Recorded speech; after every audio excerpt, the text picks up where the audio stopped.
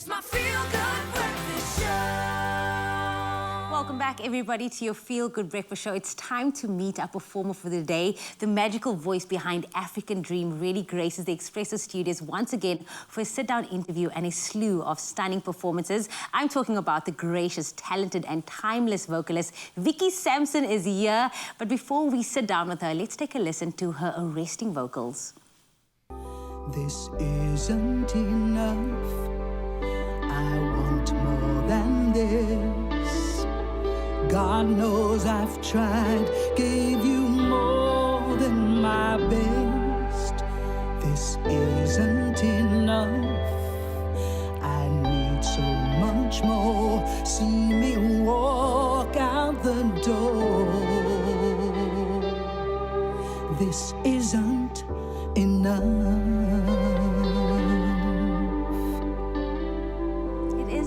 It isn't enough. That's why we had to bring her in for all of these performances. Please, can we give her a feel-good welcome, Vicky Sampson? Vicky Sampson! Yes! Everybody. Morning, Carl. Goeiemorgen. Baie goeiemorgen aan julle. Hoe gaan dit? Gaan goed, dankie. Kan ik klaar niet? Check it down. We were just talking about the paranoia of waking up at... Before Sparrow Fart, I decided this morning. That's the new one. And that's it. It is. It's a paranoia thing, but I'm glad you woke up. You look amazing. Like here we are, and we can't wait to catch up with you and also just hear you sing. You know, there's one thing about live music. When you watch Vicky Sampson sing, it's like your heart jumps out for a second, greets you and says hello, and then jumps back in. It's beautiful. It really is. But you've recently done that to many audiences at the Artscape. Femme Fantastis. Yes. Let's start there. How was that experience working with so many talented individuals? Oh man, I think it was a first for me. Firstly, working with an all-female big band led by the incredible Amanda Tiffin, our maestra. And so just generally the experience was phenomenal because I hadn't seen Tracy Lee Oliver in some time. Yeah. I'd never met Jodie Yankees, and what a brilliant talent is she. I mean, I actually shared her new song, Uhuru. I shared it on my Facebook profile because I just loved the song so much. They had the UWC choir as well. We had, what is the other amazing artist? I'm sorry, my brain is still not awake. Zimbini is there as well. Zimbini. And so I think it was just a celebration of coming back onto a live stage, actually with like 100% capacity audience. Yeah. We were nearly there. We were close. So it was just so encouraging to be in that space again and sharing the stage with incredible women. And of course, Artscape is like our home because this is Tumsa. It's our head office now for the Musicians Union. Yeah. And I don't take this lightly when I say this. You are a legend, but not only are you a legend in music, but also you're also so amazing because you're always passing on the baton to other people and always wanting to upskill, performances. Why do you think that is so important?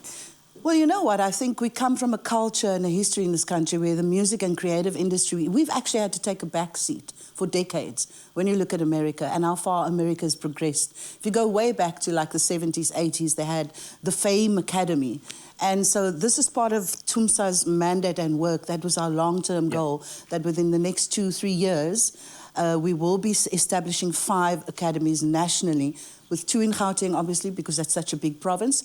But that will be from the ages of 8. From the time you start showing talent and that your gifting is in the creative industry, that you will have a place to come to. So we'll have a curriculum that covers, academics, and then a full-on school of music, dance, learning about the business of being an artist, being a creative, copyright, all of that stuff. So that's our dream for the future for this country, because I think we still have a long way to go, but we have come a long way, and it's encouraging to see how the young artists in South Africa have progressed to becoming IP owners. They're creating their own material and their own work. And I really think this says a lot for us as a nation, even with radio and with business, with the private sector, need to come on board now. And our public, our people need to come on board and stand behind South African artists. I know I've been singing the song for years. It's a good song. It is I love it. I love this song. This is the song we need to sing more often. This is why you're on the show, because the platform is here. And I know that there are many people who can be touched by that sentiment, and they need to be. No, in absolutely. fact, not touched, woken up. Yeah, and look, the reality is, Carl, I don't think if you went to America or if you went to Europe, that you're going to listen to 90% predominantly South African music on an American radio station. And unfortunately, that is the reality in South Africa. And so I know that there are people out there that are up in arms about this, but I'm saying, where is the proudly South African here? How are we going to sustain ourselves in the creative industry that is already, the pool is small, but we have such an incredible gift and abilities across the board with our lighting people, with our technical people, with everything that the world wants to see South Africa. But South Africa does not want to recognize itself as a truly great nation that has music and a creative industry that is an exportable product. When we wake up to this fact, we will have an industry that is truly vibrant. And that means public, government, business needs to buy into the African dream, because that's what we're about. But this is why we have mentors like you. We need this conversation to keep going. Thank you for giving us the platform, you know, because as president of this union, it's been 5.5 years. Between the General Secretary and I, we've been doing it voluntarily. We have a wonderful, we're represented in all 9 provinces now. We have just under 2,500 members, which includes some of our biggest names.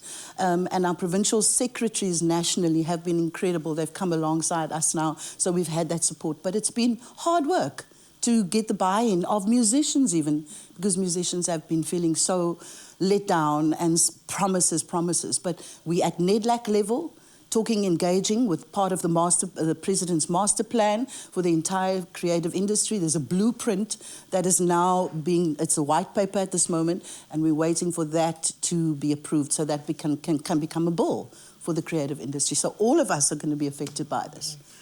This is inspiring. And this is what we need. And I know that Vicky Sampson will be performing for you a little bit later. Plus, we'll be chatting about an event you can see on the 8th of August. But speaking of the African dream, we have 5 best friend duos bringing Christmas cheer to this Wednesday as they bake off for the chance to win the grand prize worth 50,000 Rand to make all their baking dreams a reality. Take a peek.